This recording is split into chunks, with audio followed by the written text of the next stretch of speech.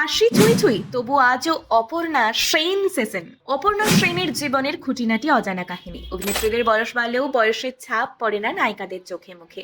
অপর্ণা সেন প্রায় ৮০ ছুঁই ছুঁই তবু আজও যেন তাকে বর্ষিয়ান অভিনেত্রী বলতে মন চায় না। তিনি যেন আজও ১৯৭৬-এ সেই মিস ক্যালকাটায় রয়ে গেছেন। ৬-এর দশকের একেবারে গোড়ার দিকে সত্যজিৎ রায়ের হাত ধরে অভিনয় জীবন শুরু অপর্ণার। তিন কন্যায় সমাপ্তি গল্পে প্রথমবার পর্দায় দেখা গেল অপর্ণা সেনকে। তখন তার বয়স মাত্র ১৬ বছর। কেরিয়ারের মধ্য গগনে উত্তম কুমার থেকে সৌমিত্র, টলিউডের দুই আইকনের সঙ্গেই জমিয়ে একের পর এক ছবি করেছেন অপর্ণা। ১৯৭১-এ উত্তমের সঙ্গে জুটিতে জয় জয়ন্তী ছবিতে মোটা কালো ফ্রেমের চশমা, হাসি খুশি দিদিমণি অপর্ণা যেন আজকের ভাষায় ক্রাশ। ঠিক তার পরের বছরই নিমাই ভট্টাচার্যের উপন্যাস অবলম্বনে মেম সাহেব ছবিতে উত্তম অপর্ণার জুটি ফের তুমুল সাফল্য আনলো। সুন্দরী অপর্ণার প্রেমে তখন পাগল ৭-এর দশকের শয়ে শয়ে পুরুষ। উত্তম কুমারের সঙ্গে পরপর দুটি ছবির পরই ১৯৭৩-এ সৌমিত্রের সঙ্গে জুটি বাঁধলেন অপর্ণা। মুক্তি পেল বসন্ত বিলাপ। সেই ছবি বিপুল সাড়া ফেলল। বাংলায় এমন সার্থক এরকম ছবি খুব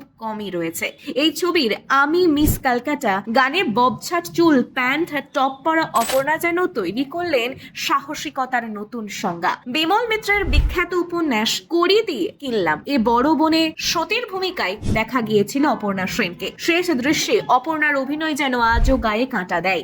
অপর্ণা সেনের অভিনীত চরিত্রগুলির মধ্যে শ্বেত পাথরের থালায় বন্দনার ভূমিকায় অভিনয়কে অন্যতম সেরার তালিকায় রাখেন সমালোচকেরা। প্রভাত রায়ের এই ছবি ১৯৯৩ সালে জাতীয় পুরস্কার পেয়েছিল। ২০১০ সালে শেষবার অভিনেত্রী হিসেবে পর্দায় আসেন অপর্ণা। মেয়ে কঙ্কনার সঙ্গে জুটিতে নিজের পরিচালনায় এই ছবিতে যেন অপর্ণা ইঙ্গিত দিয়েছিলেন আর বড় পর্দায় নিয়মিত দেখা যাবে না তাকে।